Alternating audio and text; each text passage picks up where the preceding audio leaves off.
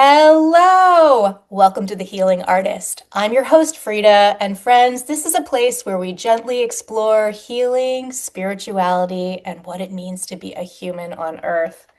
Friends, I am so excited. We have a guest today.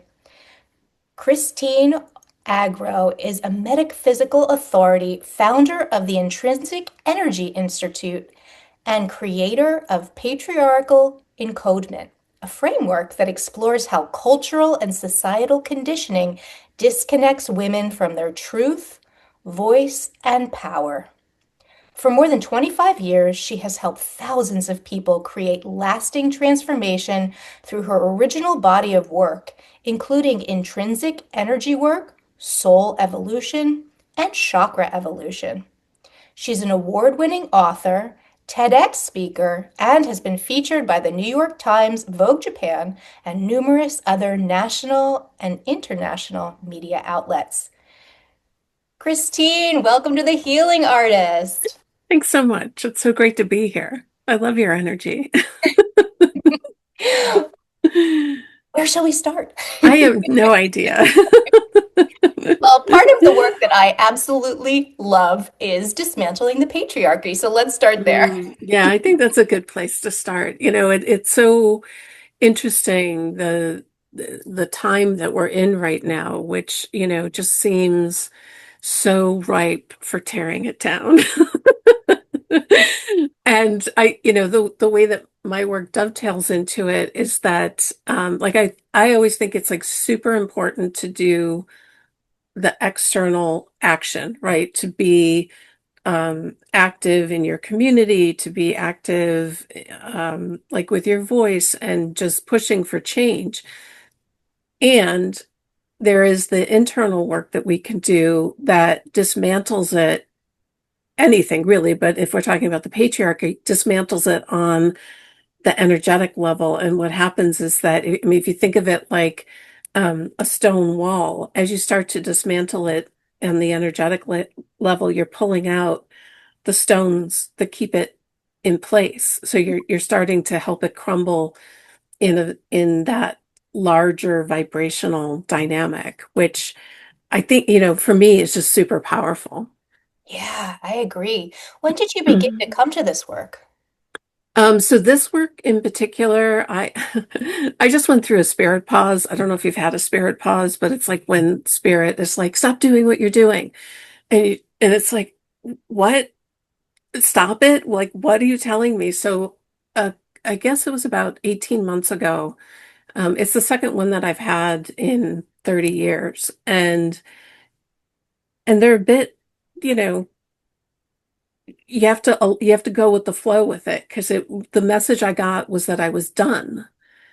And I was like, well, message never comes with like total, like, here's what I mean by you're done. So you're like, what do you mean I'm done? Like, am I done? Like, am I leaving?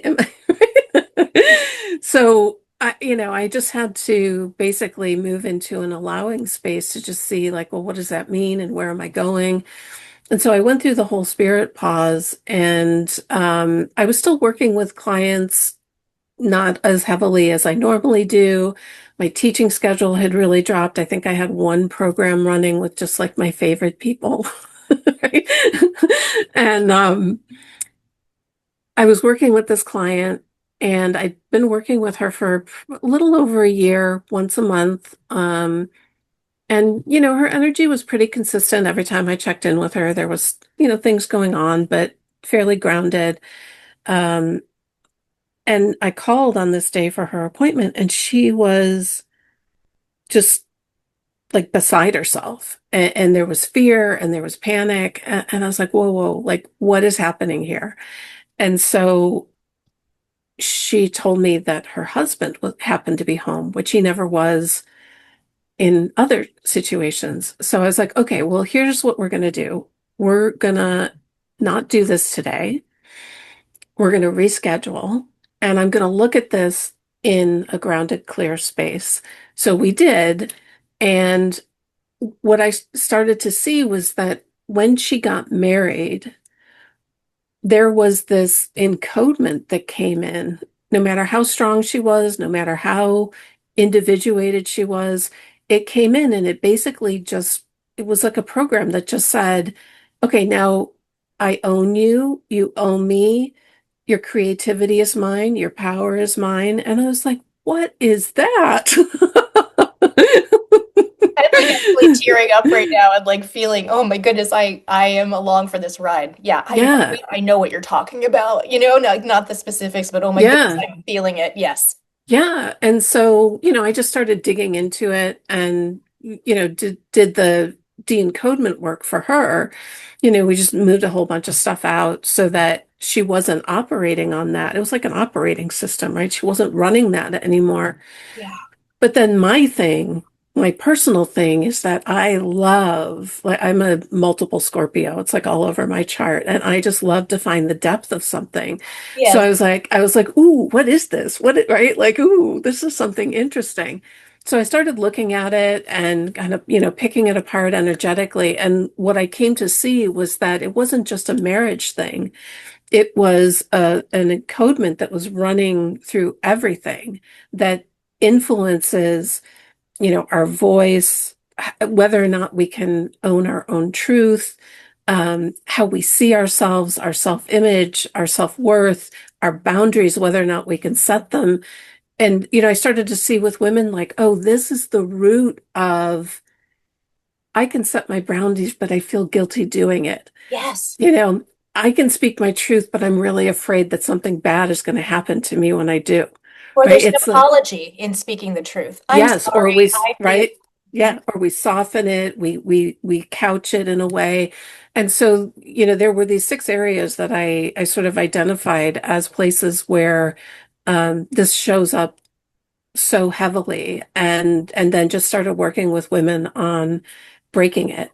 And it's been amazing. Like, I've seen women, women, I have a 6 month program that kind of it rolls. And the first group that went through, it was so fun because they were just night and day.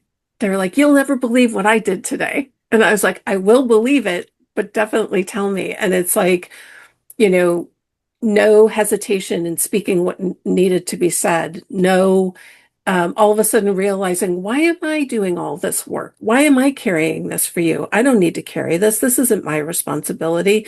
And very clearly identifying what you were saying, what is mine and what isn't mine, right? Is this mine? It's not mine. This is not mine. Right? But why do So, we feel responsible? It's almost like the men in our lives can't hold it, so we have to hold it for them. right. And that actually is the encodement because once you get rid of it, you realize, oh, I don't have to hold this.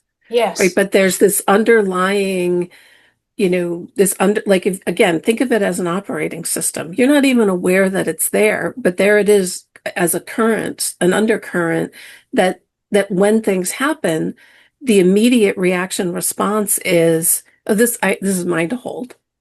Hmm. Like, let me take this, let me hold this space, let me do this, let me do that. And none of it is ours to hold. None of it is ours to do. I'm under the impression that women are so much stronger than men in so many ways that it is ours to be the behind the scenes operating system in order to hold the world together and to manipulate from behind. And Yeah. this is the kind of work that I've been pulling out of my system. Yeah, yeah, I would agree that, and again, I think that's the encodement Yeah. operating, right?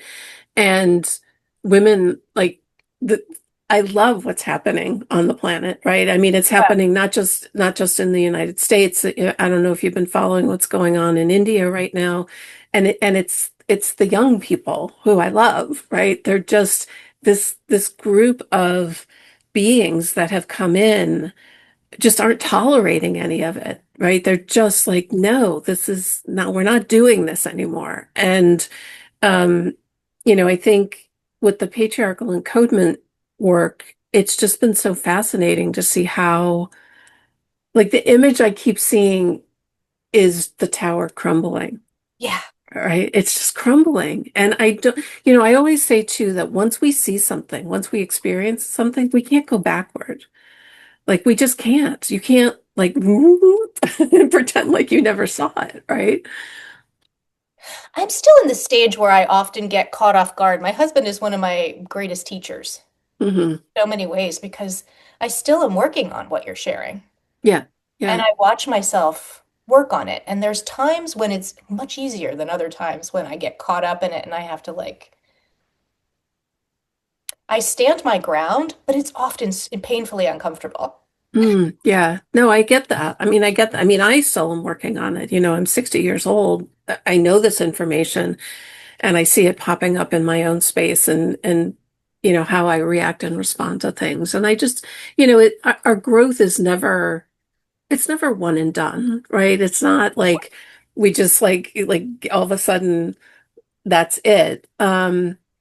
But certainly I think if we're working on it on an energetic level, and let me back up for a second. Um, I often see that we think that just because we know something, we've done the work. And that is not the case, right? That is a mental body understanding of something. And the mental body is a bit of a trickster because it likes to be like, okay, we know this, let's Mhm, move on. mhm. Knowing it is not doing it or clearing it or healing it. There has to be some sort of um, action that allows the pictures, the programming, the imprints to move, like to get out of your space. And, we can do that a lot of different ways. I do it through the intrinsic energy work, which is one of the tools is just put a magnet up and clear out the stuff that got loosened up while I'm teaching, while I'm working, while I'm talking. And it's very effective. Like it sounds simple. And actually, I think spiritual work is simple. It often really is. Yeah. Right? It's Yep. very simple. It's just deep and sometimes Not easy. complicated, right? It's not easy, Mhm. right? Yeah. Like the tools like all of it can be very simple. But dance, movement, walking, singing, anything that gets your energy moving is going to help clear out whatever it is that you've loosened up, that you've got, that's gotten activated and it's ready to go. But for me personally, that clearing process is 1,000% the most important part of any healing work is to actually move the stuff out. So like for you, when you're noticing things, the next step is like, okay, let me move it out of my space. Yes. Don't just notice it, get rid of it. And I take it to the woods. I'm a big walking meditation person, and I work a lot with Yeah. trees. So I'll just go walk in the woods or swim Hmm. and take it with, the intention of having the elements help me to move it out of the space. I love that. I love that. Because I do So need that step. So what does it feel like for you when you're working with the elements? I'd love to know that.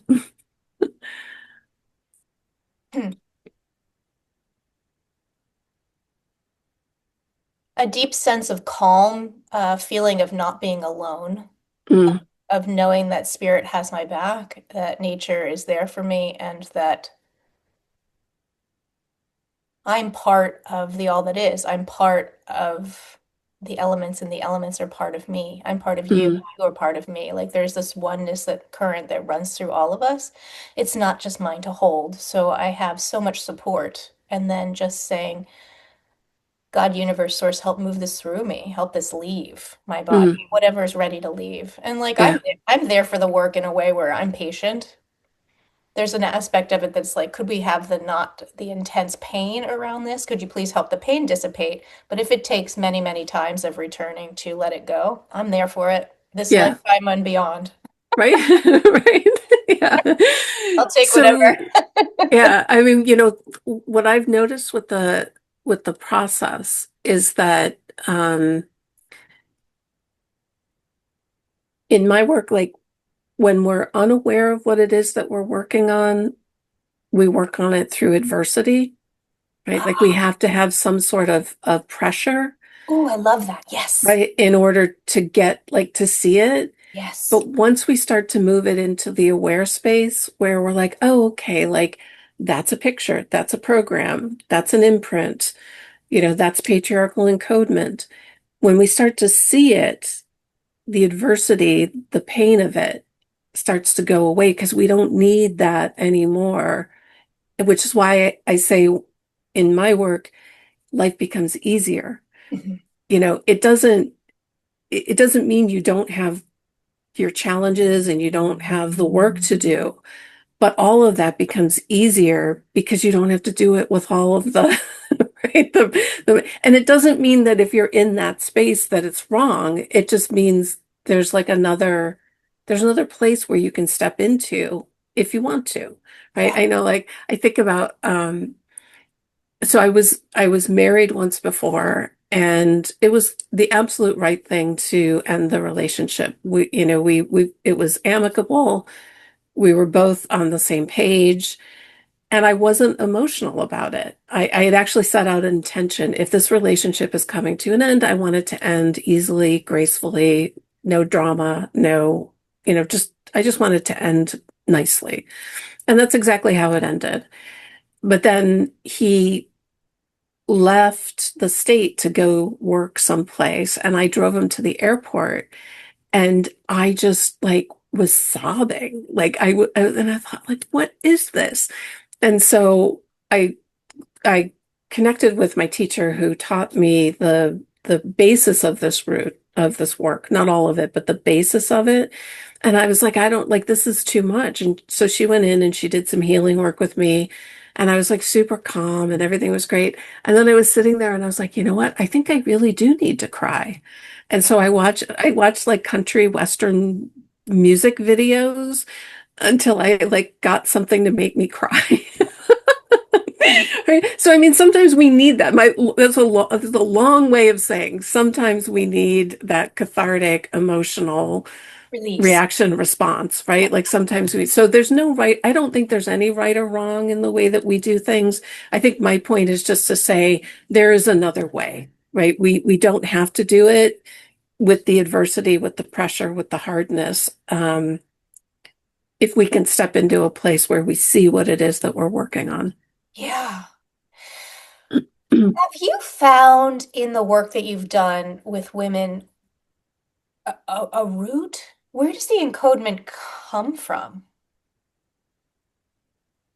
I've looked at it. I mean, originally it started like everything energetically starts with a good intention, right? Like it doesn't start with a bad intention. And if I trace it all the way back, there was a matriarchal dynamic.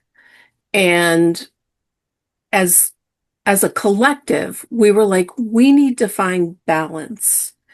The patriarchal dynamic needs to find its balance in this. And that energy started to form. But eventually it got like out of control. I did you see the Barbie movie? Yeah.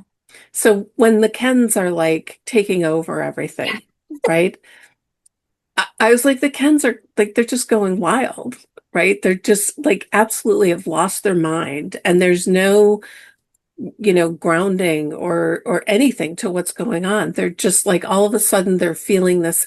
And that is actually like I love it when I see films like that because I'm like, oh, like this is exactly what I'm seeing. Yes. There's this matriarchal dynamic, everything's great, and there's these men who like don't like they're not fitting into the structure in an authentic way. But then in order to correct that, they go way off the other side, which is really the pendulum swing. Like we Right. have these pendulum swings. Yeah.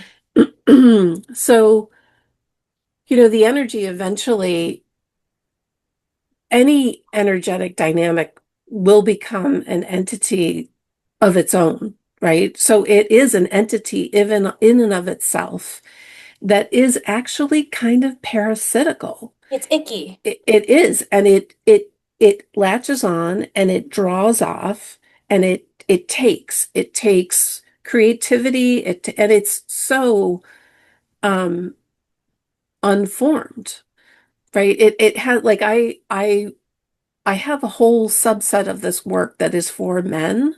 I have yet to get them to step into it. Mhm. It would be amazing if they did. It is de-encoding the patriarchal dynamic for men because it's a Yeah. completely different set of energies than Mhm. women. Mhm. Um, but if you look at it, I've been doing this for almost 30 years. I know there was definitely work going on before me. I'm certainly not like I'm at the forefront of um, one era of this work, right? Um, but men have not been doing their work. Women have been doing their work and have gone so far beyond, right?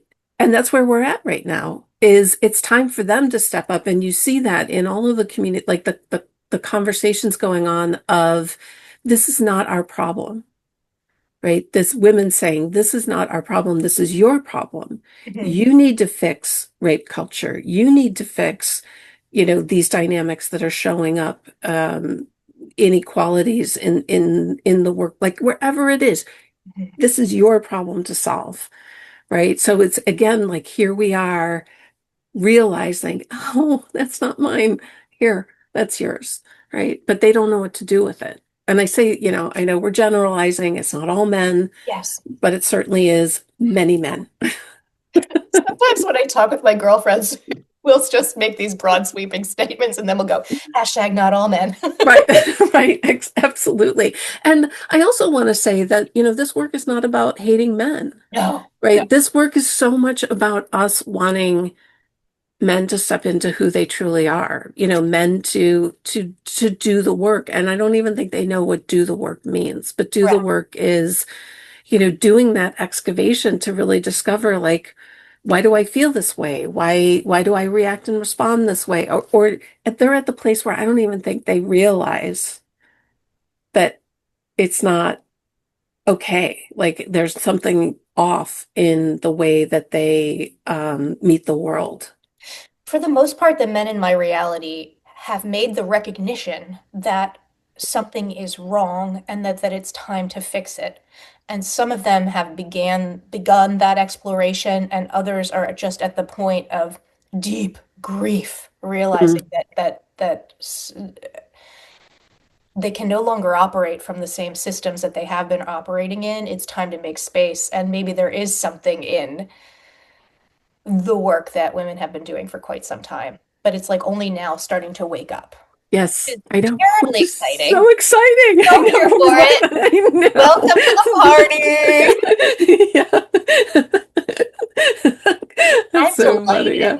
delighted. I would love to be a part of the work that you're doing. Like when you first reached out and were in my inbox, I had this I didn't even have to ask you questions. I peeked at I your know. website and it was an immediate gigantic red flag of yes. And I'm realizing as you speak, I would love to take your program. I would like to be part of it. And I really am very curious about the masculine part, or even if you did like a husband and wife, or just like partnered program. Yeah, I'm I very don't think interested in that. I don't think I'd do a partnered program Hmm. just because I think I know there is a tremendous amount of vulnerability for men to step into the space. Sure. So that's one thing. And the other thing is it never works if someone makes their partner do it, I would be doing that. right?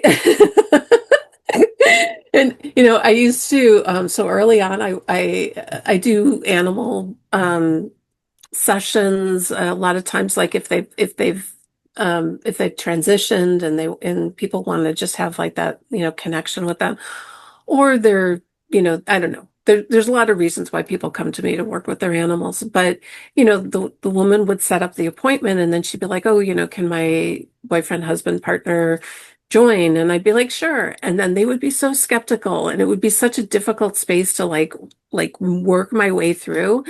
And so I got to the point, it's funny, like every protocol that we have in our work comes from something that we've experienced, right? Absolutely. So I got to the point where I had to like send an email and be like, they're more than welcome, but they have to send me an email saying that they're open and willing to participate. Yeah. Like, and so that would set the stage. And then if I got that energy in the space, I'd be like, I'm sorry, but you need to leave. Yeah. Like I really got to the place where I was like, this person really wants this information.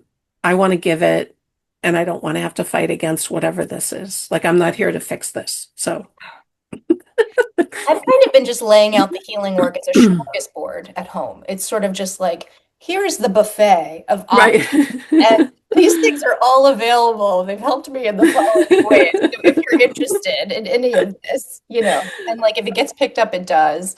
I Um, love that. Yeah. Well, but because you can't take on somebody else's lessons for them, absolutely not. you know. Absolutely not. That's a hard one for me though, too, with I'm still working on a little codependency specifically in the marriage.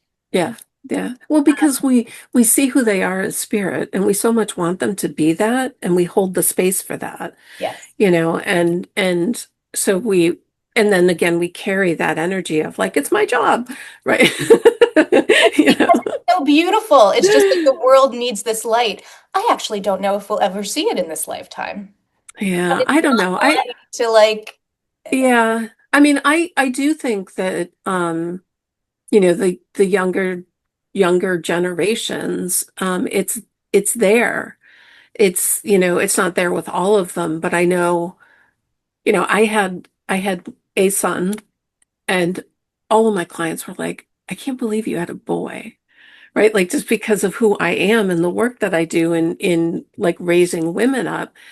And I was like, yeah, but there's a reason, right? And now like he's 22 and I'm like, oh, right. Like, he's me in a male body, right? I mean, not fully, he's got his stuff that he's working on. I see that, but, um, everything that I was able to encourage him and share with him and provide for him has created somebody who has like a tremendous emotional intelligence, right? Like that is just it's beautiful to me to see yeah. and what's funny is that he's very much that way with like everybody outside of the family and with with us he's not that, but I think we're his safe space to just sort of decompress. Mhm. So like if he goes to, somebody's house, he's like, "Can I help?" And we don't ever hear that here. I'm like,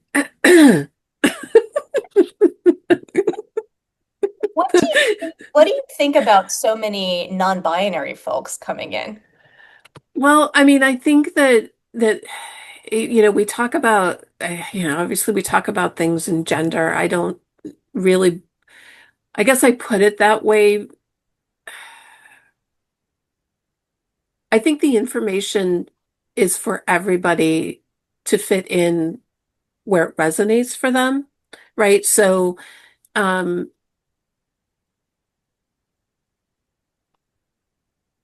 if you're non-binary and you're resonating with this aspect of the patriarchal encodement that's sitting under the woman umbrella, then that's for you.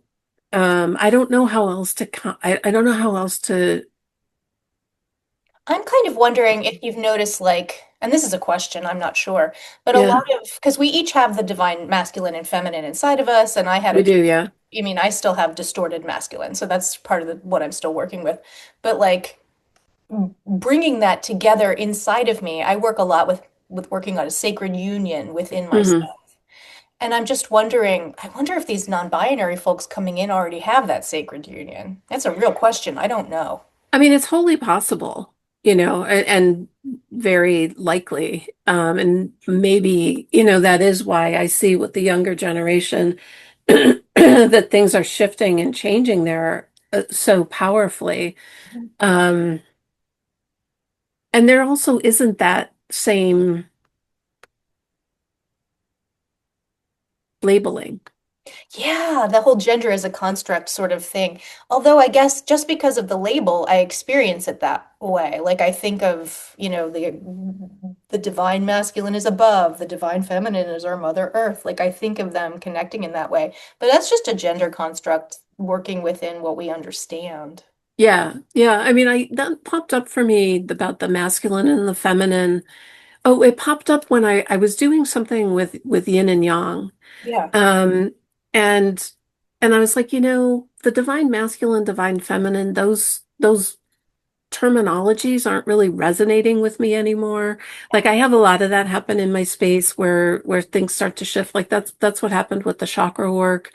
Um, every time I would like hear chakra information, it would like I'd be like, oh, there's something off there, right? Like, oh. And then when I get that, that's when I stop and I'm like, okay, what is this? And so, like with the chakra work, um, there was like a whole new way of working with it that was really, it wasn't about like the chakra holds this energy and it's like it's either in balance or out of balance. It was really what's the unevolved and evolved aspects of each of them. Ooh. And yeah, and soul evolution is the same thing. It's going through the zodiacs, and looking at the unevolved and evolved aspects. So how really like those are the things that we're here to work on, the Hmm. unevolved and moving them into the evolved. That's what transcends us in terms of our evolution. So anyway, back to the masculine and feminine. Yeah, those like the phraseology wasn't sitting with me anymore, but I started using the yin and yang because that felt more aligned in the sense of, within yin there is yang and within yang there is yin, and they're not separate. They're actually one, and they're a constant circle with each other. But I didn't really get any farther than that. But it's definitely something that kind of popped up. It was just a couple months ago. I was doing a Qigong teacher training program, Hmm. and they were talking about masculine, feminine, and again, I was like, Yeah, because I taught a class called Frequency, and one of the students in my class, because I talk about divine masculine, divine feminine as just sort of a framework, and they requested that we called it something else. So we sort of workshopped, well, what could we call it? We could call it the sun and the moon, Yeah. call it the yin and yang, like that. We had talked about these different um, Did you ways. come up with a one that was universally like that's it? No. Yeah. Maybe it doesn't want to be defined. Like maybe it's just an energy that is. I don't know. Yeah. I mean, and we have these qualities within us, and sometimes and it's not mapped to your genitalia, so it's like maybe a birth boy still is divine, is feminine energy. It Yeah. doesn't matter um about the actual sex. Yeah, I don't know. It is certainly of interest and very much up right now. Yeah. Yeah. Well, I'm And just so yeah, go intrigued. ahead. I'm just so intrigued with the work that you're doing, and I'm all in. I'm so excited about it. That's so great. It's fun. Thank you. How would I better, how would our listeners, how would we further investigate the program? Well, there's a few ways. I do the next workshop, which is more like an introductory, is scheduled for September 10th. However, I'm starting the 6-month program again in August. So if people are like, yeah, I don't need like a preamble. I'm just ready to jump in. And basically what we do is we meet once a month, and each month we focus on one area. So I know I'm going to forget one because this is my thing. When there's a list of things, I always forget one. So there's voice, there's our intuition and knowingness, there's body image and sense of self. Oof, that's a Um, big one. It's always a big yeah, there's self-worth and validation, Oh, and also huge. um, power and boundaries. I got all six. So basically what we do is in each class, I think they're about 90 minutes long. We go through and just it's not it's doing. We're actually doing the work to de-encode. And this is where, a number of women came out of one of those classes and just had like a total change in the way that they were reacting and responding to things, which was just a lot of fun, just Yeah. totally fun. And I have women who have already done it who are doing it again because they understand there's more, right? There's another layer that they, and it doesn't mean that you have to, because certainly the work in itself will have an impact. But yeah, there's no, a long time ago I said, if I'm not learning and growing and finding and healing and evolving, I'm probably not here anymore. Like I just, Oh, girl, you I'm right there with you, which is probably why you had the pause. There's probably some form of leveling up, and then, you're going to investigate it in a different manner. There's a higher I, level of yeah, consciousness that comes online, and then yeah, I agree 100%. Like that is exactly what happened. I came through it, um, just completely different, but the same. It's like, how do you describe it, right? But it's like, my clarity, the way that I teach, the space that I hold, it all just, leveled up Mhm. and so fun. Like, and I think that was the biggest shift was it was a lot of ego letting go, which is interesting because I just my whole journey has been to validate myself, right? To not externally validate. And um and and yet, when I hit the pause, I was like, oh my God, like this feels like a death, right? This is like the death of something. And there was like this whole chunk of like identity attached to what I did, and I had to Like, let it 30 go. years is a long time, honey, to be teaching and doing the work. Like, there is identity that gets built in even when we try to shift out of that and are conscious of it. That's, Yeah, yeah. yeah, So I think spirit was just like, shake this off. absolutely. And a willingness to do so is the work. It is, right. Right. Yeah, and then there's also a workbook that I created. I have a special little link for it, but I don't remember it. Mhm. I'm bad with that stuff. Okay, we I can can send connect. it to you. Yeah. Yeah, we'll connect and have stuff in the show notes for folks. Yeah. Okay, that'd be But this great. is what Thank you're you. doing. This is intensely, incredibly important work. Thank you. Thank you. It's exciting. I'm so happy that y- you know, interestingly, my work has always been precursor. It's been like the group of people who come in I've always looked at us as like machete wielders cutting down the forest, right? Like Yeah. just like cutting through all the stuff. And it's like this really powerful, intense group of like people. Um, this is the first time that the work, it's not my work, the work is meeting the moment. And I'm so here for it and so excited about it. I'm like, yes. Like, there's something really shifting and like the collective is ready. And I'm like, I can't tell you how excited I am. Me too. I'm so excited. I tell that to people all the time. They're just like, it's chaos out there. And I'm like, no, no, no. It is chaos, but this is the fall of the patriarchy. Where is your popcorn and what did you dress it with? Like, let's go. Yeah, I love that. And it is like I was thinking about that the other day. I was outside doing something and I thought, this is all this is all what needs to happen because just as individually, we can't heal until the stuff meets the light, right? We can't heal until it meets the light of day. And that's what's happening. I mean, it's amazing. Like every time we turn around, there's some new, like majorly effed up revelation about, something, right? Like this was going on and we didn't know it, and this was going, and it's like, oh my goodness, like this is so wild. And I think one, it's so important to be doing any kind of work right now because, like, for me, I live my life and I feel like I feel like I'm like in the like I've got the Wonder Woman bracelets on and I'm Yes. walking through and I'm just going ching ching ching ching ching. Yes.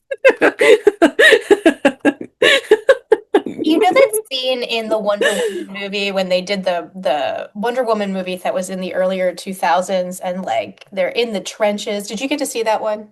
I believe I did. Yeah. I can't They're in the believe it. trenches and it's the soldiers, all the men, she's with the men, and there's women and children in the trenches and they can't cross this greatest vast space because the enemy is on the other side, and they're like, we can't make the crossing, and the children are hungry and the women are in the, and she's like, I'll do it. She's like, I will help you make the crossing, right? And she's just out there, and like you said, she's Yeah. like Yeah. digging it, digging it. I think about that all the time in life, and I'm just like, be Wonder Woman. Yeah. Yeah. Those things I think, when we have those visual um, imagery to carry with us they work. They But absolutely work. And yeah. the other image that I always see is like me as the eye of the storm, right? It's like I'm walking, I'm walking, I'm walking, right? And around me is just like all of this chaos, and I'm like, no, I'm just walking. I'm right there with you. So right there with you. Oh my gosh. And then if we want to talk cinema, the other one is the second Lord of the Rings movie when with the tree ant battle, when the waters break and the waters rush in and the trees go, they just root down and in and they get swayed around, but they're standing strong and Yeah. all the orgs get washed away. Yeah. Oh, I I love love it. trees. I love trees. They're so amazing. Unfortunately, we just had like a huge storm here and lost like 10 really big trees. And they Mm. came down like hit like everything. But I often look at trees and I think, they are they're the essence of aligned spirit. They are rooted and grounded, but they bend and sway. They don't hold on. you know they have their root communication. They're Yeah. so cool. I had a tree tell me one time its branch had fallen off, and it's on a trail that I walk often. And I touched the branch, and it was diseased. It was lightweight and like friable. And Yeah. it's so interesting. I had this like compassionate, oh no, because of the tree. And then the tree told me that like the branch said that it was happy. It was like, Right. oh my gosh, I used to be up in the air and now I'm supported in a different way. I Yeah. get to see the water over there when I didn't get to see that before. So it was like having a different experience. And then the trunk of the tree was happy that it was on the ground because it was a diseased limb. And it was like, Right. Mhm. he's sorry, but also you were taking up a lot of energy. So we're just going to share this off and you get to have this other experience. So just a different reframing of even in Yeah. death and even in the trees in your neighborhood falling, it was probably their time to now experience something else. Like, what do they? I kind of figured that, it's like they were like 150 years old. I think they were like, we're tired of swaying. Oh, Enough of man. this. This has just been an absolutely delightful conversation. I am so happy to meet you. Now I know why I'm happy to meet you. I can't wait to like go check out your website and see what's next. Great. Thank you. This has just been lovely. I really appreciate it. Thank you so much. Yeah, is there anything else you'd like to share with the listeners before we pop off today? Um, oh, I think, the message that's been coming up for me lately is, especially like in the manifestation space, to try to find the place of doubtlessness. Because when you find that, like it's like certainty, but it's a little bit more, that's when that's when things manifest. Mm. Like when we have that absolute doubtlessness that it's going to happen. And there's that fun part of doubtless, yet holding it very lightly Yeah, and not having our brains involved. Simple, not easy. not easy. Awesome. Oh, thank you so much, my dear. I wanted to Thank tell you. you that I love you. Oh, thank you. I That feel you like I love are you at the so. same. This has just been so lovely. So, so lovely. God, universe, source loves you, and I hope that you have a wonderful day.